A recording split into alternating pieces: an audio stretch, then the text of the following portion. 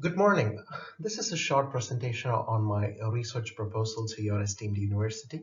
I would like to do my doctoral research on economics of CBDCs or central bank digital coins. So before I talk about CBDCs, it is only fair that I give you an introduction to what exactly is money and how has money evolved. The concept of money has evolved over time. So let's go ahead. Money has five fundamental properties that I would like to elucidate. Number one, money is a store of value. You can store value in money, and this is a principle that we have from accountancy. Number two, money is a measure of value. Money is a medium of exchange. And fourthly, money is the standard of deferred payment in your respective country. And lastly, money has transactional value. Now, keep in mind that according to CAPM, money has no intrinsic value, but it has transactional value. So as long as you can transact money in exchange for goods and services, you get the value of money is the value of money is realized. So let's go ahead and see how the concept of money has evolved over time, starting with the barter system. System The barter system is a system in which commodities or services are exchanged directly for other goods and services without using a medium like money. The barter system is also associated with the gift economy, wherein goods and services are transacted without an explicit agreement or a suitable payment mechanism.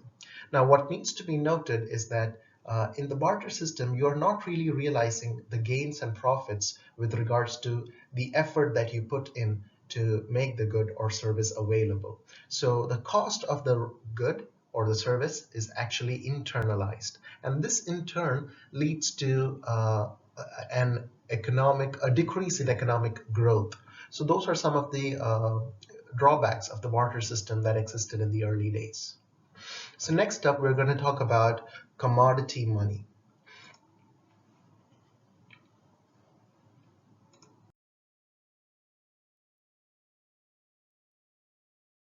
So commodity money, the use of commodity money can be traced all the way back to the regions of China, India, and certain places of Italy, and to the modern day Roman Empire as well. Commodity money is essentially coins made out of precious metals, and they were exchanged in return for goods and services. A commodity itself constitutes the money, and the money is the commodity itself. So the use of commodity money is similar to the barter system in the sense that the value of the money is the precious metal itself. So it does not represent anything. It itself is the money. Now, the drawback with commodity money is that it was too heavy to carry around, and you couldn't exchange a lot of commodity for, let's say, a good or a service that costed a lot because it was quite cumbersome to hold commodity money physically with you, which is why we came up with the new idea of a representative money.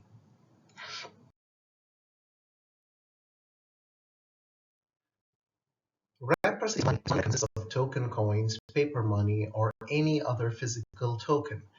These tokens or certificates are not really the money itself, but it represents a store of value, something that has been attested by a third party, like a bank, that holds the real money or the real tokens, say gold or silver or platinum.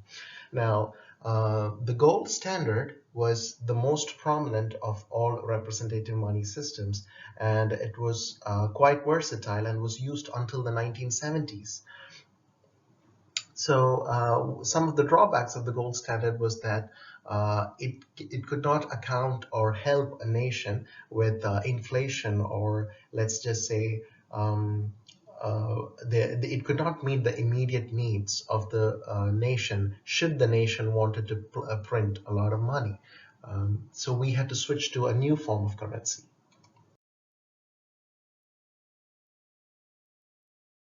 That brings us to fiat money. So fiat money is money whose value is not derived from any intrinsic value or guarantee, but it is rather conferred on uh, the trust of the people on that particular currency. Fiat money exists in different forms. It could exist in the physical form or in the electronic form. So let's go ahead and see how the concept of money has evolved over time, starting with the barter system.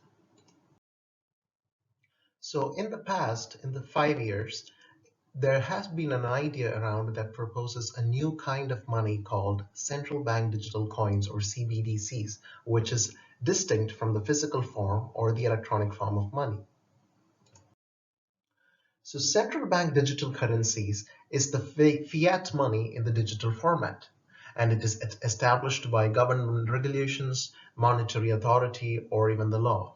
With the transition of different formats that currency were used, from metal to banknotes to credit cards and then to mobile payments, the legality of the activities with regards to CBDCs are yet to be pursued, understood, and researched. CBDCs have the potential to enhance the efficiency of cross-border payments without the need for a global unit of account, as being explored under the global stablecoin arrangements. Now, the future of international financial system relies on fostering the seamless convertibility of one sovereign currency into another, and this is precisely what my research encompasses. So why should you even bother to consider CBDCs? Well, first, CBDCs promote financial inclusion, and it reduces the middleman in the process of transacting money. It brings more transparency to the system, and I think the most important factor is that it provides banking to the unbanked of the world. Over a quarter of the world's population are still not banked. They don't have access to banking services. And I think CBDCs are a breakthrough technology that is based on the underlying technology called the distributed ledger technology, or blockchain technology, that makes it possible to bring more transparency to the system. What you see in this diagram is the central bank playing a key role in stabilizing a nation's currency. It does so by keeping unemployment low and controlling inflation, etc. Central banks devise and implement monetary policy, regulate commercial banks, and provide financial services and economic research data. How is this dynamic going to change with the introduction of CBDCs? As you can see in the diagram, central banks have proposed the need for CBDCs, wherein the, the, the, the consumer can directly engage with the central bank. There has been an extensive undertaking research on digital currencies to improve the cost, security, speed, and reach of transactions in order to facilitate the creation and adoption of more effective cashless ecosystems.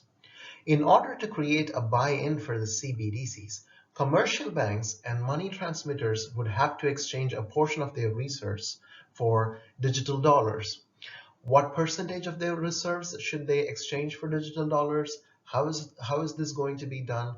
And what are the policy undertakings that needs to be in place in order for the adoption of CBDCs to be smoother? These are the questions that my research will be considering during my doctoral research.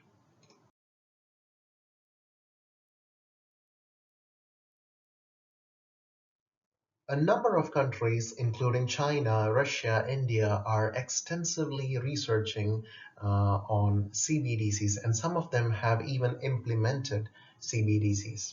In the USA, we have projects like the Hamilton Project, the new digital currency initiative by different universities and banks to understand what kind of technology should be underlying CBDCs, how should it be disclosed into the public, how should we roll it out into the public, etc. So there's a lot of research going on in this field, and I think it's high time we start understanding the design considerations behind CBDCs. And this is exactly what I would like to pursue in your esteemed university. Thank you. Have a nice day. Bye-bye.